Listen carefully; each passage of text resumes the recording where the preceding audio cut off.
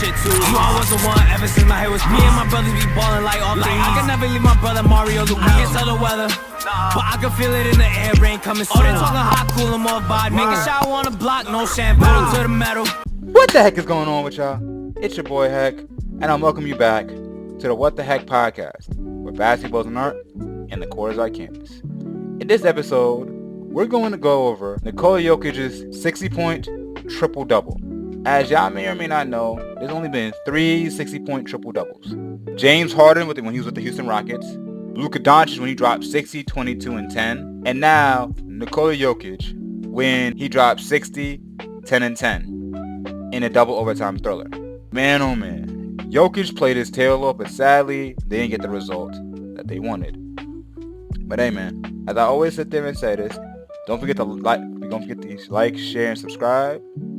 Our last video about Danny Avdia is about to have 1,000 views. If it's not there already, please tap into it and please share it. But thank y'all for all the love and support. Y'all really keep me going. But hey, y'all already know the drill? Let's get it, man! So Nikola Jokic is a 7-foot post facilitator center. He's shown the ability to make the open read. He can finish around the rim. He can play off, and he can shoot the rock. The only thing he can do that he can't do is play defense and dunk a basketball. All jokes aside, drawing comparisons to Nikola Jokic, there is nobody you can draw a comparison to Nikola Jokic. What are his strengths? Court vision. Nikola Jokic has the eerie ability to see everybody on the court. So if you are wide open, he will find you. 2, touch around the rim. Size and strength for touch around the rim. Because he's so big and strong, when he gets to his spots, there's nothing you can do when he gets there. The other issue is when he gets into the spots, he's going to be able to sit there and try to throw up a touch layup or a touch floater, and it's going to go in every single time. And 3, shooting. Nikola Jokic is shooting 41% from 3, 80% from the free throw line. Because of his ability to shoot threes, it's a problem for centers because if you're playing contain or you're playing drop, you're going to leave Jokic wide open for a 3. That is not happening. That is not a good move. Now, what are his weaknesses? Defense. Defense is predicated on athleticism. He may get steals, he may get blocked because of his size, but if you put him in the pick and roll, he is a cone. Athleticism. He will finish through you, but he's not going to finish over you. Jokic has good touch with his right hand or his left hand. He can finish with either hand around the rim, but he's not explosive. He doesn't have the above the rim capability. And 3, motor. Sometimes I feel like Nikola Jokic is just coasting most of the time. Like, he has the ability to get 30 a game. He has the ability to score to get 30 a game. And sometimes he really doesn't seem like he's actually trying there. It's a good thing, and it's honestly, I want to see him as a fan, as a team player. It's a good thing, but as a fan, I want to see him go off for 45 every night. I don't know, I'm selfish, but hey, let's get straight to the action. All right, Jokic is bringing the ball down. Pickett is setting a screen. Gobert goes underneath the screen. I don't know why. Pulls up, sets his feet, wide open. Boom! Jokic gets the ball, pump fakes. Now he gets the screens. I'm going to tell you something. Centers are notoriously bad at getting through screens because they're the players normally setting screens. So Aaron Gordon sets the screen. He gets through. Bump. Good lay. Nikola Jokic gets the ball off the screen from Christian Braun. He attacks. He turns the corner. Now what he's going to do is he's going to hit Russell Westbrook with a dribble handoff. Rudy Gobert is playing drop. Here's the problem. The reason why the Timberwolves are not going to go nowhere is because he always loses to sharpshooting teams. What happens is because he's playing drop, Nikola Jokic is going to have a wide open 3 because he's too far from him. Now, the best way to handle this situation is have this guy fight through these screens or switch everything. Rudy Gobert can guard the perimeter, so it's a bad matchup for that. Russell turns the corner, Rudy Gobert is in contain, Jokic is wide open. Boom! Pick and roll. Now, he turns steals. Russell Westbrook hits Jokic. Now, what he's going to do is he's going to pump fake. 22 is going to be overzealous. Boop! And one! Alright, now here's what happens. This strikes me as an old 2K glitch. In one of the older 2Ks, whenever they used to set a screen on a guy, the guy just automatically backs up and give you enough space to shoot it. I don't know. If y'all remember that, y'all remember that. But here's what happened. I don't know why Gobert went under this. But he just gave Jokic just a foot of space to shoot it. Good shot. Boom. Jokic attacks Rudy Gobert. Now he's going to do a spin. Now watch his footwork. I'm going to slow it down for the Cartier. He's going to go over. He's going to spin off this foot right here. Now watch. He goes to a 2-footed base. Then he's going to use the leg to extend to protect the shot. Notice how he didn't shoot it off of one. He went for a 2-footed base first for more balance and stability. That's a slight nuance thing. Because if he would have shot it off of one, he would have been off balance and it's a lot more difficult of a shot. A lot of times when a lot of NBA players and a lot of players who are nice, they do the fundamentals extremely well. They don't do the complicated stuff solidly. Good fade. Swish. Alright, pick and roll. Jokic sees Mike Conley about to shoot it.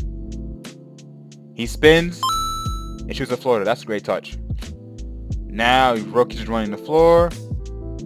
He got random to commit. I generally thought that he was going to sit there and try to hit Braun for an easy layup, but he hit Pickett in the corner for a wide open 3. I can respect that. Good shot. Jokic grabs the rebound. Okay, he got the rebound. Now watch. He's focused on Jokic. He's focused on Jokic. Anthony Edwards is supposed to pick up on Braun, but it's a 2-on-1. As Jokic is looking at everybody but Braun, he's going to sit there and throw behind the back to Braun because he knows he's right there. Dime! Now, one of the biggest lessons about Nikola Jokic that makes him different is his elite court vision. Aaron Gordon's posting up. Jaden McDaniels is too focused on Aaron Gordon. So he's gonna throw the skip pass to the corner to Braun. After he throws the skip pass to the corner to Braun, Rudy Gobert gets caught ball watching. Jokic moves the fastest I've seen him move. Cuts back right in front of Rudy. Good lay. Alright. Pick and pop. Picky gets through it. Now, here's my frustration. Rudy Gobert gave up a 3 to Jokic the same exact way. My thing is, I'm not going to sit there and I can't get mad at Rudy for this because this is not on Rudy. This is on coaching. You know Jokic is capable of making these shots. At what point do you make this adjustment and not let him shoot this? That adjustment may be understanding Rudy's a drop big and you put in Naz Reid for more minutes, or you sit there, have Rudy guard Aaron Gordon, have Julius Randle guard Jokic. Whatever you do, you got to make the adjustment. That's all I got to say. Boom! So there's a lot of things going on. They trap Jokic, which is a good idea and a bad idea. The problem is Jokic has the ability to see everybody on the court. Braun is wide open initially, but he doesn't have an angle to make this pass. He steps through it, and by the time he steps through this, Braun is no longer open. Then he fakes the floater and hits Pickett wide open underneath the rim. Good layup. He gets position on Rudy Gobert, and he wants this spot. Rudy Gobert is 7'2", and he's a strong dude himself. All you see is Jokic walk him down to the C. It won! Now, this is embarrassing. Okay. Jokic comes off the screen and get the ball. He pump fakes. Rudy's closing hard. He blows by him. He rips through. Come on, bro. Come on, bro. That dude got mushed to oblivion and was sliding all over the court. Good layup. All right. Post up. Now he's going to spin over his right shoulder. Now notice something. Watch his footwork. So when he's spinning over his right shoulder, notice how his right leg is going to sit there and come forward and do a natural leg kick. This is for balance and power. Good shot. Pick and roll. Attacks. Now Aaron Gordon got him to help. He closes out on the shot. It's too late. Boom! Now this is funny. I don't know why they let the switch happen. Anthony Edwards is guarding Jokic. This is a bucket. I think Anthony Edwards did the smart thing and just let him walk to the get up layup. Because the last thing he needs in this position is an and one. This is the best example of how to throw a game. 16 seconds left. The first thing I'm going to explain to y'all, what loses games, especially all close games, is situational awareness. Clock and score. Who are your shooters? Last second shot, who you want shooting it? Who are your playmakers? Who to foul? Who are the people who will fold if you pass them the ball? Why is it important to know? Because if you don't know this now, you're gonna find out later, and that's what costs you. And that will cost you games. They trap.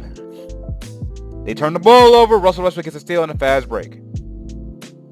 It's 2-on-1. The best decision in this position would be for Russell Westbrook to go to the rim and dribble through and take as much clock as humanly possible before they foul him, because they have to foul in this position. And if he really, really want to get cute, he can sit there, wait for somebody to come to foul him, and shoot the ball, and he may draw a three-point play. But Russell Westbrook being Russell Westbrook, going full speed, not thinking, smokes the layup. Worst case scenario, 10 seconds left on the clock. Okay, they bring it down. Russell Westbrook is not sprinting back. I'm not sprinting back. Here's the problem. It's 4-on-5. 8 hat is responsible for man here and man here. He has to hold until Russell Westbrook gets back. Right? Anthony Edwards beats Brown off the dribble. 8 has to help. Because 8 has to help and they're scrambling, everybody's out of position. Guess what? The man that Russ is initially supposed to be guarding is wide open in the corner. Is this situation, you want to contest the shot? The last thing you need is to foul a three-point shooter. Worst case scenario, boop, game over. Finish the game with 60, 10, and 10. So a couple takeaways to take away from this. One, it's sad how great of a year he's had. He's not going to win MVP for this year. I'm not going to hold you. How it's looking is going to be Shai Gilgeous-Alexander for winning MVP. I think there's a lot of it has to do with voter fatigue. Me and Villen will do a podcast episode after this. So sadly, Shai's going to win it this year. Ironically enough, I generally felt that if Shai won it last year and Jokic was having the season that he had this year, he would have won it this year. Is what it is. 2, do I think the Nuggets is going to have a deep playoff run? I don't know. I generally believe that the Nuggets is going to be on as one of those teams where they're just going to be on some. They probably going to. It all depends on who they match up with. They probably make it by the first round and lose in the second. But I think if they play in the Warriors, then they probably. I don't like that matchup for them. And 3, honestly, as a basketball fan, as a basketball purist, the last clip really. If you ever wonder why I have never been the biggest Russell Westbrook fan, that last clip will explain to you why. Russell Westbrook plays hard and you respect it. Some situations you need precision instead of running through a brick wall. And that situation was one of them, and they lost the game because of that. As I always sit there and say, y'all already know the drill. Thank y'all for tuning to the What the Heck podcast. Don't forget to like, share, subscribe. I love y'all. I appreciate y'all. Y'all know the drill. We turn down.